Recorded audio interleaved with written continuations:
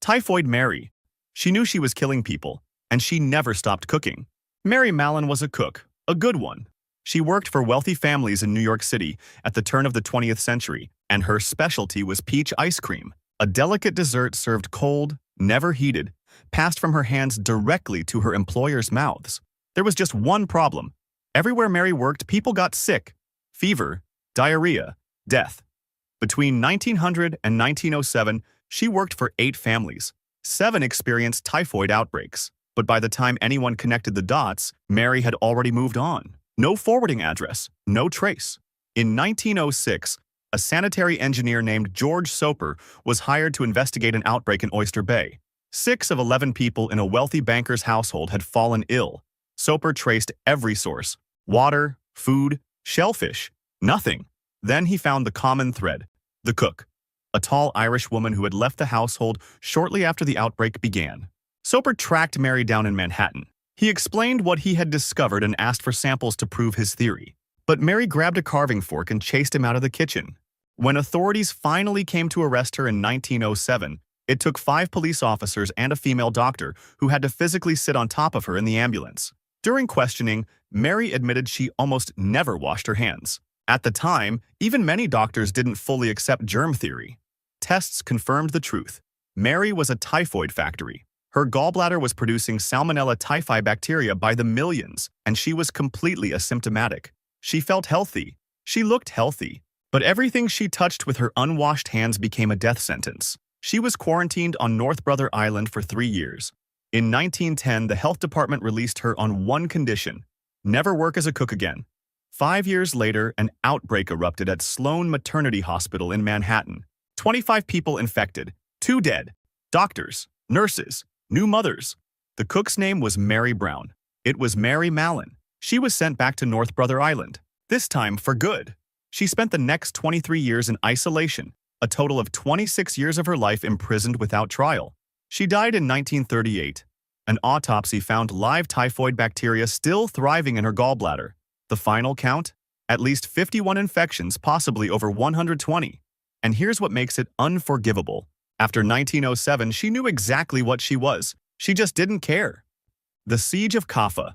They didn't know they were infected. So they ran. And they brought death to an entire continent. In 1346, the Mongol Golden Horde was besieging Caffa, a wealthy Genoese trading colony on the Crimean coast. The city had held out for nearly 3 years. Its walls were strong. Supplies arrived by sea. The Mongols couldn't break through.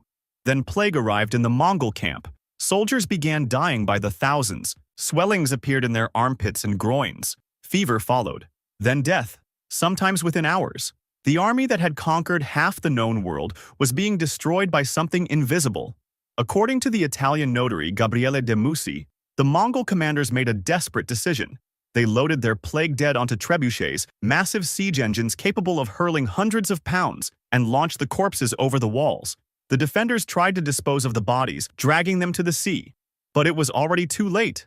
The infection spread inside the walls, and people started dying.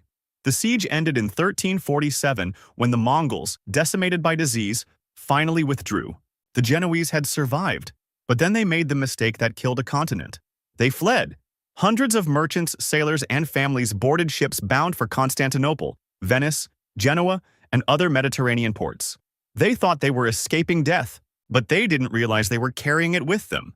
No one understood how plague spread. No one thought to quarantine. The concept didn't even exist yet. So infected ships sailed into the busiest ports in Europe, and sailors stumbled ashore carrying something far worse than cargo. Within months, the Black Death had reached Italy. Within years, it had swept across Europe, the Middle East, and North Africa. Entire villages vanished. Cities lost half their populations. Bodies piled in the streets faster than anyone could bury them. The final toll? 75 to 200 million dead. Europe lost between 30 and 60% of its entire population.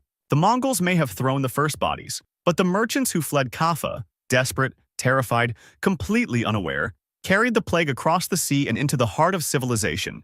They weren't villains. They were survivors, and that's what made them so dangerous. The infected blood scandal. They knew the blood was infected. They had a safer version, and they chose to sell the contaminated product anyway to countries that wouldn't ask questions. In the early 1980s, hemophiliacs depended on a medication called Factor VIII to survive. Without it, even a minor injury could cause uncontrollable bleeding.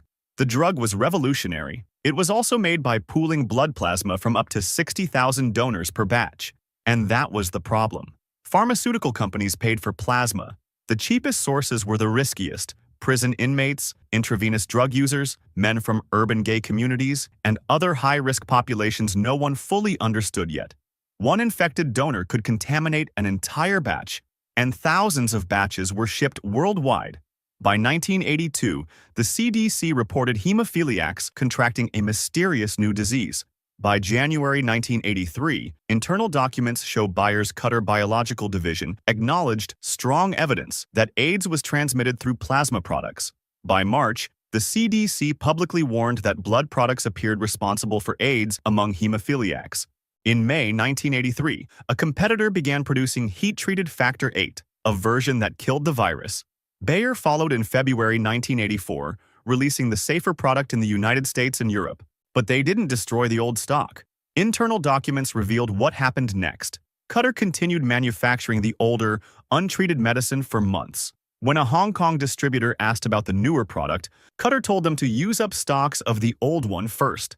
They shipped more than 100,000 vials of potentially contaminated Factor VIII to Asia and Latin America. When doctors in Hong Kong asked if they were receiving AIDS-tainted medicine, Bayer assured them it was the same fine product we have supplied for years. It was. That was the problem. Thousands of hemophiliacs tested positive for HIV. In Japan, nearly all of the country's hemophiliacs with AIDS were infected through Factor VIII. In the UK, over 1,200 were infected with HIV and nearly 3,000 have died. In the US, an estimated 10,000 hemophiliacs contracted HIV, including Ryan White, a 13-year-old who became the face of the epidemic before dying at 18. The companies paid hundreds of millions in settlements. No executive went to prison. Dr. Sidney Wolfe, who investigated the industry for decades, called the internal documents the most incriminating pharmaceutical industry documents I have ever seen. They had the safer product, but they made a choice, and they shipped death to whoever couldn't say no. The Spanish flu. The deadliest pandemic in history didn't start in Spain. It started in Kansas, and the U.S. government knew soldiers were getting sick, but shipped them overseas anyway. In January 1918, a mysterious respiratory illness appeared in Haskell County, Kansas. Local doctor Loring Minor was alarmed enough to warn the U.S. Public Health Service, but his warning was ignored. 2 months later, on March 4th, an Army cook named Albert Gitchell reported to the infirmary at Camp Funston, a military training base in Kansas. He had a fever, sore throat, and aching muscles. Within a week, 522 soldiers at the camp were sick. The timing couldn't have been worse. The United States had just entered World War I. Hundreds of thousands of young men were being shipped to Europe, and the virus traveled with them. By April, the disease had reached France. By May, it had spread across Europe. And by summer, it had circled the globe. But no one knew how bad it really was. The US, Britain, France, and Germany were all censoring their newspapers to maintain wartime morale. Any report of mass illness among troops was suppressed. Spain, which was neutral in the war, had no such censorship. So when Spanish newspapers reported the outbreak, the world assumed that's where it started. They called it the Spanish flu. But it was a lie that stuck. The first wave was mild. The second wave, in the fall of 1918, was catastrophic. The virus had mutated. Victims developed fevers and struggled to breathe. Their skin turned blue, then purple, then black as oxygen left their bodies. Doctors called it the Purple Death. Patients drowned in their own fluids, sometimes within hours of showing symptoms. And unlike normal influenza, this strain killed the young and healthy. People aged 20 to 40 died at the highest rates, their own immune systems turning against them in what scientists now call a cytokine storm. In Philadelphia, city officials ignored warnings and held a massive parade on September 28th. Within days, hospitals were overwhelmed. Within weeks, 12,000 were dead. By the time it was over, the Spanish flu had infected 1/3 of the world's population, 500 million people. Death toll estimates range from 25 to 100 million, more than World War I, World War II, Korea, and Vietnam combined. The war killed 17 million. The virus they helped spread killed at least 3 times that, And it all started with a sick cook in Kansas and a government that decided troop movements mattered more than a warning from a country doctor. COVID-19. 6 years later, we still don't know exactly how it started, and that might be the most unsettling part of all. In late December 2019, a 34-year-old ophthalmologist named Li Wenliang noticed something alarming at Wuhan Central Hospital. Patients were arriving with a mysterious pneumonia that didn't respond to treatment. Lab results showed a coronavirus similar to SARS, the virus that had nearly caused a pandemic in 2003. On December 30th, Li sent a private message to fellow doctors warning them about the cases. Within days, he was summoned by police and forced to sign a statement admitting to spreading false rumors and seriously disturbing social order. And on January 10th, he developed a cough after treating an infected patient. On February 7, 2020, Li Wenliang was dead. The virus had spread beyond Wuhan, beyond China, beyond any hope of containment. On March 11th, the World Health Organization declared COVID-19 a global pandemic. Within 2 years, over 6 million people were confirmed dead, though the real number is likely 3 to 5 times higher. And here's what we still don't know: where it actually came from. The leading theory is natural spillover. A coronavirus living in bats infected another animal, possibly a pangolin, and then jumped to humans at the Huanan seafood market, where live wild animals were sold alongside everyday groceries. It's the same pattern behind SARS and MERS.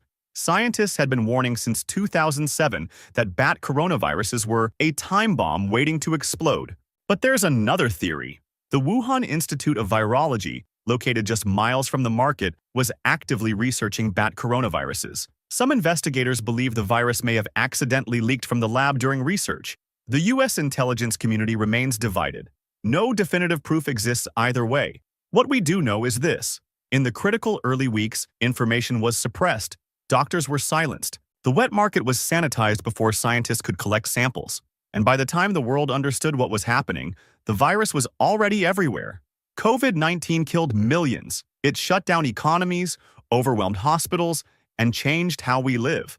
And unlike every other disaster in this video, we still can't say for certain what the mistake was, or even if there was one we could have prevented. Maybe it was the wet markets. Maybe it was the lab. Maybe it was ignoring a decade of warnings. Or maybe it's the fact that 6 years later we still don't have an answer.